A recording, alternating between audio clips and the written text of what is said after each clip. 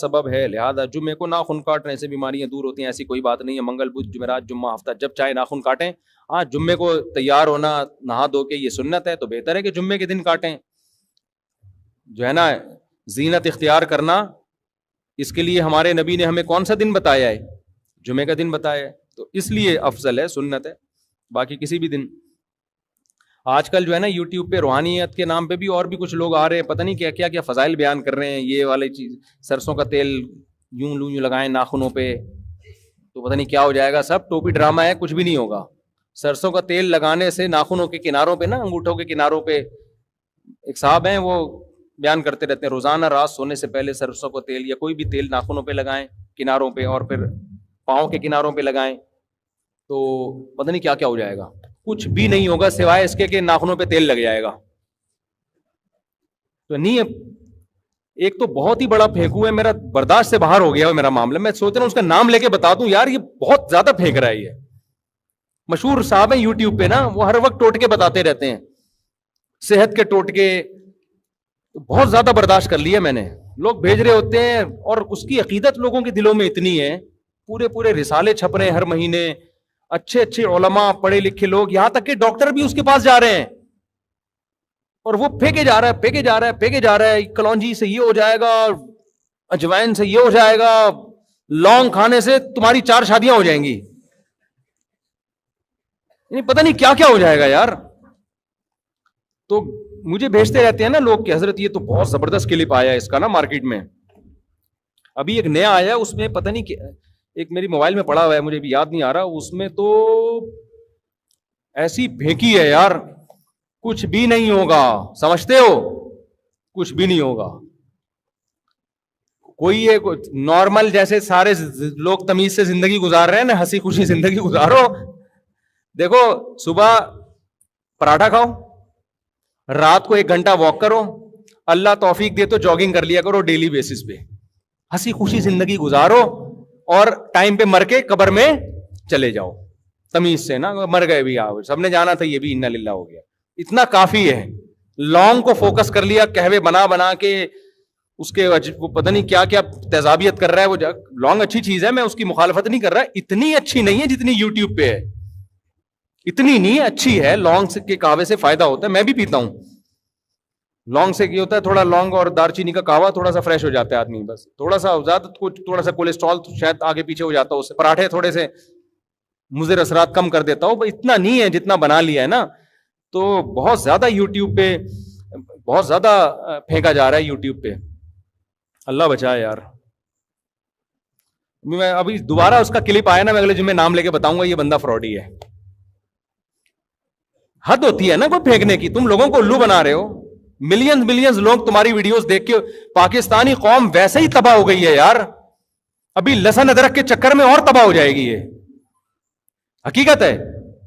قوم میں ویسے ہی کوئی قابلیت کی بات سننے کو نہیں مل رہی ہے, ترقی کر نہیں رہی ہے, اوپر سے الٹی چیزوں میں آپ نے قوم کو لگا دیا, تو وہ تو اور برباد ہو جائے گی ہماری قوم. اب دوبارہ آیا نا, میں چھوڑوں گا نہیں اس کو. سوچ رہا ہوں میں نام لے کے بتا دوں. یہ بندہ, وہ جو مولوی صاحب کہہ رہے تھے نا کہ 4 آدمی جہنم میں جائیں گے, ایک فلانا ایک ڈمکانا, ایک تیسرے چوتھے پہ جب وہ آتا تو ایک بندہ کھڑا ہو جاتا کہ میری بات سنیں. تو جب بار بار اس نے کیا, مولوی صاحب نے کہا چوتھا یہ جہنم میں جائے گا. تو میں سوچ رہا ہوں, میں غصے میں آ گیا, میں نام لے لوں, اس کی بات کر رہا تھا میں. یہ بندہ ہے نا, یہ الو بنا رہا ہے لوگوں. تو حکیم کوئی ریلائبل ہونا چاہیے, تمیز والا. دیکھو حکیم محمد سعید صاحب بہت بڑے حکیم تھے. ان کی بڑے حکیم ہونے کی بڑی علامتی پھینکو بالکل بھی نہیں تھے. وہ کبھی بھی جب کسی حکیم کے پاس جاؤ نا, اگر وہ بہت بڑھا چڑھا کے اپنی تعریفیں کر رہا ہے, بھائی میں نے تو یہ کر دیا, میں تو منٹوں کا وہاں سے فوراً بھاگو فوراً. یہ تمہیں برباد کرے گا. میڈیکل سائنس نے اتنی ترقی کی ہے, کوئی دنیا میں ایسی چیز نہیں ہے جس کے کھانے سے کوئی جادو منتر ہو جائے. کچھ بھی نہیں ہے. اچھا حکیم پتہ کیا کرے گا؟ اچھا یہ بھی حکیم کے 2 نمبر ہونے کی علامت ہوتی ہے. آپ کو منہ سے نہیں بولنے دیتا, نفس پکڑ کے سب کچھ بتا رہا ہوتا ہے. لوگ اس کو سمجھتے ہیں 1 نمبر حکیم ہے. سب کچھ نفس سے چیک کر لیا اس نے, پیشنٹ کو منہ سے کچھ بھی بولنے نہیں دیا. یہ 2 نمبر حکیم ہے. یہ بھرم ڈالنا چاہ رہا ہے آپ کے اوپر کہ میں بڑا نباز ہوں, مجھے کچھ بھی بتانے کی ضرورت نہیں ہے, کہ پرنی لگے ہوئے کہ ساری ہسٹری آپ کی اگلی پچھلی بتا دے. ایسا کچھ بھی نہیں ہے. پتا چلتا ہے نفس سے بہت ساری چیزوں کا, لیکن منہ سے پھوٹنے سے جو پتا چلتا ہے نا وہ نفس سے پتا, بولو, جب تک منہ سے پھوٹو گے نہیں, حکیم کے باپ کو بھی نہیں پتا چلے گا کہ اس کے ساتھ مسئلہ کیا ہے. کچھ چیزیں نفس سے پتا چلتی ہیں. بڑے بڑے نباز حکیم ہوتے ہیں, میں اس کا انکار نہیں کر رہا. میں ایک حکیم کا واقعہ سناؤں, میں اس کے پاس گیا, اس نے عجب دیکھ کے کہا آپ نے آج ناشتے میں دہی بہت کھائی ہے. واقعی میں نے دہی کھائی تھی ناشتے میں. ہوتے ہیں ایسے حکیم, ماہر ہوتے ہیں, لیکن ایسا نہیں ہوتا کہ بھائی وہ یہ بھرم میں لانے کے لیے نا کہ نہیں بس چپ کر کے آپ, ڈرامے باز حکیم یہ کرے گا.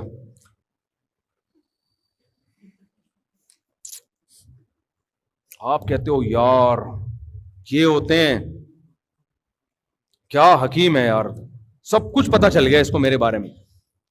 کچھ بھی نہیں پتا چلا ہوتا اس کو آپ کے بارے میں. جو سمجھدار ہوگا بعض دفعہ تو وہ نبض چیک ہی نہیں کرتا. وہ کہتے ہیں منہ سے پھوٹنے سے پتا چل رہا ہے کہ اس کو کیا بیماری ہے, تو نبض کیوں چیک کروں میں. اور بعض دفعہ وہ چیک بھی کر لیتا ہے کہ چلو یار کچھ چیزیں نبض سے اندازہ ہو جاتا ہے, تو وہ نبض بھی چیک کرے گا, منہ سے بھی بولے گا, منہ سے پھوٹ بھائی تیرے تو گونگا ہے کیا, بولنا کیا مسئلہ ہے تیرے ساتھ. تو جو زیادہ بھرم میں لے رہا ہے نا, میں نے بڑے بڑے علماء کو حکیموں کے سامنے خدا کی قسم بڑے بڑے علاموں کو بے وقوف بنتے ہوئے دیکھا ہے میں نے. ان کی چرب زبانی کی وجہ سے, میں ان علماء کے نام نہیں لینا چاہتا, وہ ناراض ہو جائیں گے. بڑے بڑے ذہین لوگوں کو جیسے روحانی عامل بے وقوف بناتے ہیں, اسی طرح حکیم بھی بے وقوف بناتے ہیں. ایسے ایسے واقعات ہوتے ہیں نا کہ میں یہ آیا تھا آغا خان کا ریجیکٹڈ مال تھا, میں نے اس کو صحیح کر, ہو سکتا ہے کوئی صحیح بھی ہوا ہو, میں انکار نہیں کر رہا. اتنا نہیں ہے جتنا بنایا جا رہا ہے. سمجھدار حکیم ہوگا نا, جو واقعی ریلائبل ہو, کسی ادارے سے پڑھا ہوا ہو, اس کا کوئی ٹیچر ہو جو پراپر وے میں پڑھ کے آیا ہو, وہ آپ کو بولے گا جی نفس بھی دیکھے گا, منہ سے بولے گا پھوٹ دو تیرے کو جو بیماری ہے منہ سے بتا دے, ٹھیک ہے نا. آپ بتاؤ گے جی قبض ہے یا جو بھی مسئلے چل رہے ہیں آپ کے ساتھ, پھر وہ غور کرے گا, فکر کرے گا, تھوڑا سوچے گا. اس کے بعد بخار ہوگا تو کہے گا پیناڈول ہی کھا لے یار, تو معجون کھانے کی تیرے کو کی ضرورت کیا ہے. جب پیناڈول ایک 5 روپے کی مل رہی ہے مارکیٹ میں, 2 گولی کھانے سے بخار اترتا ہے, تو میں اپنے کلاکاریاں کیوں دکھاؤں, ٹھیک ہے نا. وہ بعض دفعہ ایلوپیتھک دوا بھی لکھ کے دے دے گا. ہمارے ایک جاننے والے حکیم تھے, بڑے اچھے بیچاروں, کراچی کے حالات جب خراب ہوئے انہوں نے گولی سے ہی اڑا دیا, ان کو بیچاروں کو شہید کر دیا. جب حالات نہیں خراب ہوئے تھے تو بڑے اچھے حکیم تھے. مجھے بخار بہت تیز ہو گیا تھا, وہ میں نے ہجامہ بہت زیادہ کروا لیا تھا نا. ہجامے کے نام پہ بھی بہت الو بنایا جا رہا ہے لوگوں کو. ہجامہ ٹھیک ہے لیکن اس میں بھی چورن بک رہا ہے, بہت زیادہ منجن بک رہا ہے. تو انہوں نے مجھے, میں نے کہا, میں ان کو فون کیا, مجھے بخار, انہوں نے کہا پیناڈول کھا لو بھائی, پیناڈول کھا لو, ٹھیک ہے نا. تو بالکل صحیح بات کی انہوں نے کہ یار بخار کے لیے تو ایک مشہور دوا ہے, ساری دنیا میں چل رہی ہے, تو پیناڈول کھا لو آپ, اس میں کیا جا رہا ہے. تو اچھا حکیم ہوگا بعض دفعہ آپ کو ایلوپیتھک دوا بتا دے گا, ہاں جو حکمت میں ہوں گی تو وہ بتائے گا. جو بھی کہہ رہا ہے نا اس کے پاس وہ کچھ ہے جو دوسروں کے پاس نہیں ہے, اس کا مطلب یہ 1 نمبر کا پھینکو ہے. حکمت کا علم صدیوں سے آ رہا ہے. ایسا کوئی حکیم نہیں ہے کہ جس کے سینے میں ایسے علوم ہیں جو دوسرے کو ملے ہی نہیں ہے. تیرے علم میں ہیں تو اس کے علم میں بھی ہوں گے, تجربے سب کے پاس ہیں. کچھ دوائیں حکمت کی ایسی ہیں جو صدیوں سے مجرب ہیں, ان میں تو میں لوگوں کو کہتا ہوں ایلوپیتھک کی طرف نہ جاؤ, حکیم وہ چیزیں حکیموں سے کھا لو. وہ مشہور دوائیں پھر کبھی نام لے کے بتائیں گے ان دواؤں کا انشاءاللہ, وہ بہت زبردست دوائیں ہیں. اچھا, کچھ دوائیں ایسی ہیں جو حکیموں ڈاکٹروں کے پاس علاج ہی نہیں ہے اس کا. کچھ بیماریاں ایسی ہیں کہ ایلوپیتھک میں اس کا علاج نہیں ہے مگر اتنا اچھا نہیں ہے, ان کا حکیموں کے پاس زیادہ اچھا علاج ہے. کچھ ایسی بیماریاں ہیں, یعنی جلدی بھی ہوتا ہے اور اچھا بھی ہوتا ہے, سائڈ افیکٹ بھی نہیں ہوتے. لیکن کچھ بیماریاں ایسی ہیں حکیم کے باپ کے پاس بھی اس کا علاج بولو نہیں ہے, یا ہے مگر بہت دیر سے اثر ہوگا. اس کا بھی امکان ہے مریض کا انا للہ ہی نہ ہو جائے.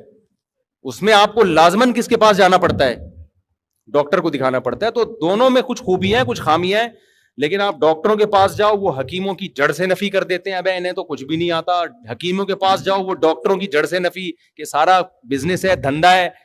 تو اس کا مطلب تم دونوں ہی الو بنا رہے ہو قوم کو, صحیح ہے نا.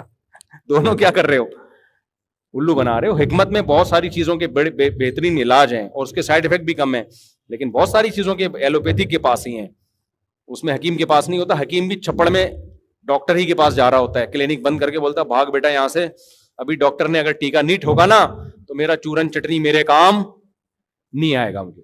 دونوں میں کچھ خوبیاں کچھ خامیاں ہیں. تو ان چیزوں سے یہ یوٹیوبر سے تو بہرحال بالکل بھی متاثر نہ ہو. یوٹیوب میں دیکھ کے کبھی آپ دواؤں میں سجیسٹ نہ کیا کریں. اب ہوتا یہ ہے کہ بعض دفعہ ڈاکٹر کوئی میڈیسن لکھ کے دیتا ہے, ہماری قوم میں ایک بیماری ہے, وہ میڈیسن لے جا کے یوٹیوب پہ سرچ کر رہے ہوتے ہیں, یوٹیوب والے نے اس کے سائڈ افیکٹ بتائے ہوئے ہوتے ہیں, یہ نقصان ہے. آدمی کہتا ہے یہ ڈاکٹر نے مجھے الو بنا دیا. یہ نہیں پتا ہوتا کہ ڈاکٹر الو نہیں بنا رہا, یہ یوٹیوبر کیا کر رہا ہے, بولو, الو بنا رہا ہے. جب آپ نے ڈاکٹر پر اعتماد کی ہے تو جو لکھ کے دے رہا ہے وہ لے کر آؤ نا, یا تو جاتے ہی نہیں اس کے پاس, یوٹیوب سے ہی دوا لے لیتے. ایسے بہت سارے مسئلے ہو رہے ہیں کہ ڈاکٹر نے لکھ کے دیا, بندہ اس کو یوٹیوب پہ سرچ کر رہا ہے, گوگل پہ, اور پھر خود سائنسدان بن کے فیصلہ کر رہا ہے. تو گوگل پہ سرچ کیا کرو, مگر گوگل کو اپنا باپ مت بناؤ, یہ مسئلہ ہے. باپ بنا دیا گوگل کو جو ہے نا, یہ خطرہ. میرے بھائی بہت زیادہ ٹائم ہو گیا, کافی زیادہ ہو گیا نا, پھر تھک گئے ہیں. آپ میں سے کسی نے کوئی سوال پوچھنا ہے پوچھے, بس اس کے بعد ہم یہ سلسلہ ختم کرتے ہیں. یہ بھائی ہومیوپیتھک میں بھی بعض چیزیں بڑی زبردست ہیں, بہت فائدہ ہو جاتا ہے. اچھا ایک بات ہے, ہومیوپیتھک میں کوئی ڈاکٹر نہیں ہوں بھائی, میری بات کو حرف آخر نہ سمجھیں. ہومیوپیتھک میں بہت زبردست فائدہ ہو جاتا ہے, لیکن ایلوپیتھک ڈاکٹر کہتے ہیں کہ ہومیوپیتھک میں فائدہ جو آپ کو ہو رہا ہے وہ تو نظر آ رہا ہے, ہومیوپیتھک دوا سے جو سائڈ افیکٹ ہیں وہ آپ کو نظر نہیں آ رہے ہوتے. یہ ڈاکٹروں کی رائے ہے, میں اس پہ کوئی تبصرہ نہیں کرتا کیونکہ میں نے بھی ہومیوپیتھک پڑھی نہیں ہے. اب اس پہ کوئی ہومیوپیتھک ڈاکٹر ہی اچھا تجزیہ کر سکتا ہے, تو اس لیے ہومیوپیتھک کو بھی باپ بنانے کی کوشش نہ کریں, کیونکہ جتنی ریسرچ ایلوپیتھک میں ہو چکی ہے نا, وہ کسی اور میں اتنی ریسرچ ہوئی نہیں ہے. ایلوپیتھک میں جب کوئی دوا لے رہے ہو اس کے کیا اچھا کیا برا لکھا ہوا ہوگا اس کے اوپر. تو ہومیوپیتھک کے بھی بڑے فائدے, ہم نے بھی بعض دفعہ کسی بیماری میں لیا, ٹھیک فٹ فاٹ ہو گئے ہم, لیکن ڈاکٹر کہتے ہیں کہ کچھ پتہ نہیں کوئی آرگن کوئی خراب نہ کر رہی. واللہ عالم, میرا یہ ٹاپک ہے نہیں, یہ ڈاکٹروں سے ہی پوچھو آپ. میں تو صرف ایک آپ کو اشارہ دے رہا ہوں کہ کسی کو بھی اپنا باپ بنانے کی کوشش, دیکھو دواؤں سے بچاؤ اللہ کا واسطہ, ایسا لائف اسٹائل اختیار کرو کہ دواؤں کی طرف جانے کی نوبت نہ آئے, تاکہ اس جنجال سے ہی نکل جاؤ. رات کو جلدی سو, صبح جلدی اٹھو, دوڑو بھاگو, ایکسرسائز کرو, 4 شادیاں کرو, بچے پیدا کرو. 4 شادیوں کا بھی صحت کے بہت گہرا تعلق ہے, یہ بتا دوں میں آپ کو. صحت اچھی رہتی ہے 4 شادیوں کے بعد, بے شک ٹینشن سے بال اڑ جائیں لیکن پھر بھی صحت اچھی رہتی ہے. تو اور جلدی رات کو سو, جلدی اٹھو, کم کھاؤ, روزے رکھو, فٹ فاٹ رہو گے انشاءاللہ.